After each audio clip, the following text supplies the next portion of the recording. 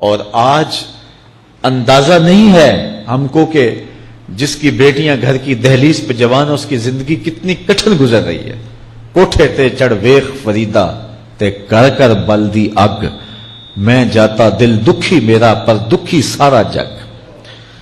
تو پورا معاشرہ اس وقت اس اذیت سے، اس کڑن سے گزر رہا ہے کہ بیٹیاں جوان ہیں اور رشتے نہیں مل رہے، اور پھر اگر رشتے مل رہے ہیں تو بیٹے والوں کے نخرے ہی بڑے عجیب ہیں.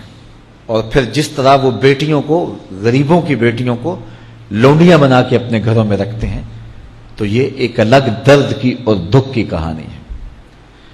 میرے پاس لوگ آتے ہیں، دعا کیجئے، کاروبار نہیں ہے، معاشی بحران ہے، مالی پریشانیاں ہیں، بچے کے امتحان سر پہ ہیں، بہت سارے مسائل لے کر لوگ آتے ہیں. لیکن کوئی نہیں، لوگ حوصلے سے مصائب کا مقابلہ کرتے ہیں، کاٹتے ہیں. لیکن کچھ لوگ آتے ہیں دعا کے لیے تو بات کرتے ہی آنکھیں چھلکنے لگتی ہیں اور میرا دل بھی قابو میں نہیں رہتا. لوگ کہتے ہیں کہ حضرت دعا کرو، بیٹی سسرال میں دکھی ہے، اللہ سکھ دے دے. تو میں دعا بھی کرتا ہوں، لیکن میں تنہائی میں جا کے روتا ہوں کہ اس درد کا مداوع کیا ہے، اس دکھ کا علاج کیا ہے.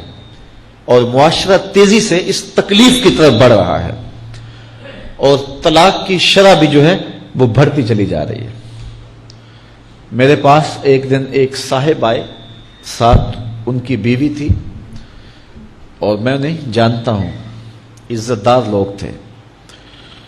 تو انہوں نے کہا کہ ہم آپ سے کوئی تنہائی میں بات کرنا چاہتے ہیں.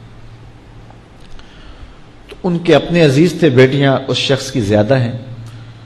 اپنے عزیزوں میں شادی کر دی تو اس وقت انہوں نے طے کر لیا کہ کوئی بات نہیں، ہم جہیز نہیں لیتے.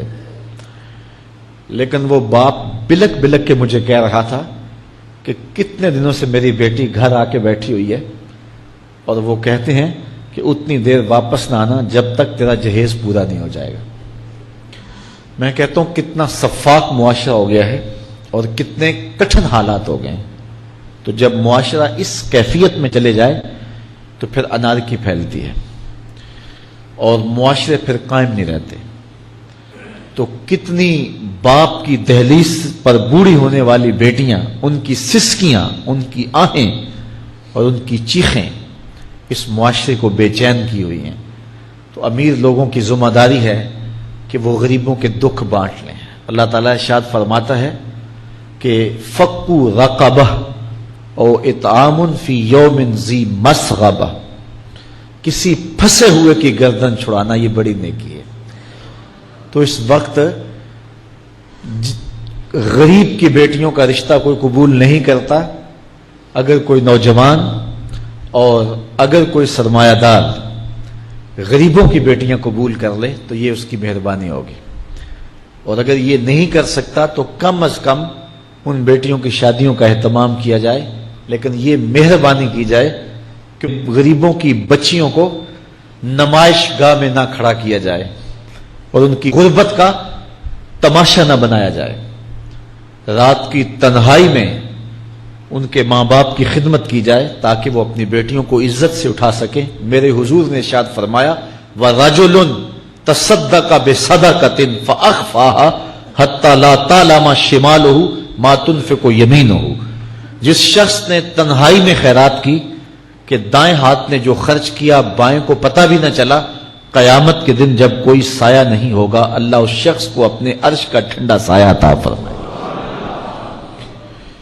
تو یہ جو اجتماعی شادیوں کا ماحول ہے، تو اگر اس کو ہم اس میں تبدیل کر لیں کہ غریبوں کی عزت نفس مجروح نہ ہونے پائے، تو اللہ تعالیٰ یہ توفیق نصیب فرمائے اور معاشرے کے اندر ایسے لوگ نکلیں جو معاشرے کے دکھ بانٹتے ہیں. اور علماء کو ممبر و محراب سے زوردار آواز اٹھانی چاہیے کہ یہ جو رسم پیدا ہو گئی ہے جہیز کی، اور اس کے بغیر بیٹیاں گھر سے رخصت نہیں ہو سکتی ہیں، تو اس کو ختم کیا جائے اور اس کے خلاف عملی جہاد کیا جائے. اور اس کے لیے امیر لوگ نمونہ بنیں.